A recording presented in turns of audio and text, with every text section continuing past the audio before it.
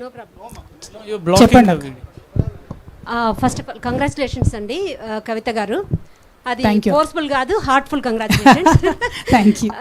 మీరు చెప్పినటువంటి పాంచజన్యంలో చిట్ట చివరి అంశమైన సామాజిక న్యాయం ఏదైతే ఉందో అందులో భాగంగా చూస్తున్నటువంటి మావోయిస్టుల ఇష్యూ పట్ల, అలాగే మావోయిస్టుల పట్ల లేదా నక్సలైట్ల పట్ల కేంద్రం అనుసరిస్తున్న, ఈరోజు బీజేపీ అనుసరిస్తున్నటువంటి వైఖరి ఏదైతే ఉందో, అంటే భావజాలంపై నిషేధాన్ని ప్రకటిస్తున్నటువంటి అంశం ఏదైతే ఉందో, ఒక భావజాలను నిషేధించడం సాధ్యమా? దాని మీద మీ పార్టీ స్పష్టమైన వైఖరి ఏంటి?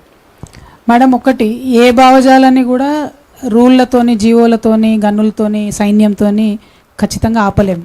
ఆలోచన అనేటటువంటిది వేరే ఆలోచన విధానాన్ని మార్చడం ద్వారానే మారుతుంది తప్పితే, లేదా ఆ ఆలోచన కోరుకునేటటువంటి ఫైనల్ సొల్యూషన్ ఏదైతే ఉందో దాని దగ్గరికి వెళ్ళడంతోనే మారుతుంది తప్పితే ఒక ఆలోచన అయితే చంపలేము మేడం, ఆ భావజాలాన్ని చంపలేము.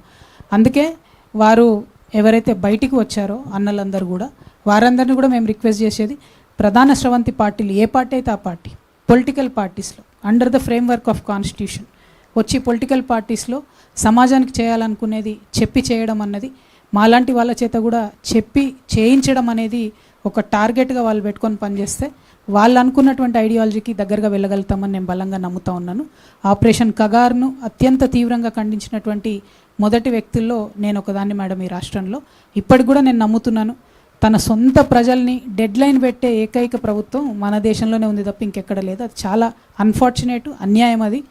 కాకపోతే బయటికి వచ్చినటువంటి వారు లొంగిపోయిన మావోయిస్టులకు కూడా మా పార్టీలోకి వెల్కమ్ చెప్తున్నాం.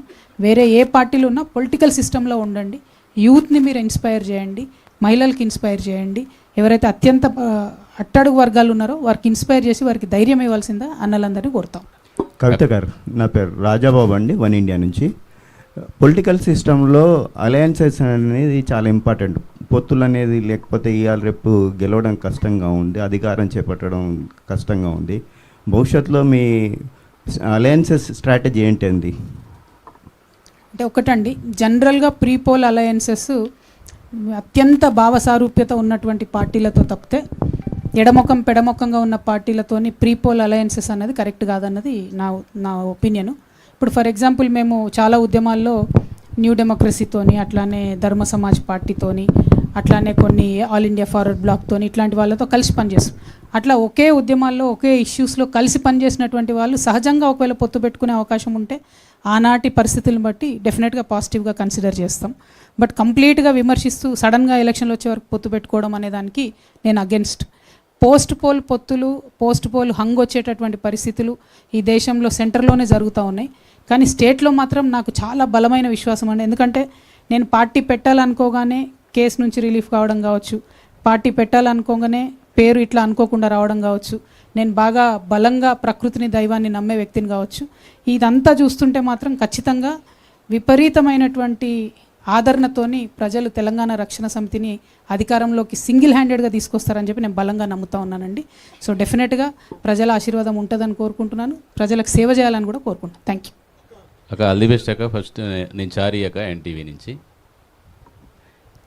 టీఆర్ఎస్ మీ మీద 2 ఆరోపణలు అనుకోవచ్చు. వాటిని టీఆర్ఎస్ కాదు, మేమే టీఆర్ఎస్. Sorry, BRS. చారి గారు, మీరు ఇట్లా చేయడం కరెక్ట్ కాదండి. ఎన్నికల కమిషన్ ఫిర్యాదు చేయాల్సి వస్తుంది మీ మీద. అక్క, బీఆర్ఎస్ మిమ్మల్ని లైట్ తీసుకుంటుందా? ఒక విషయము.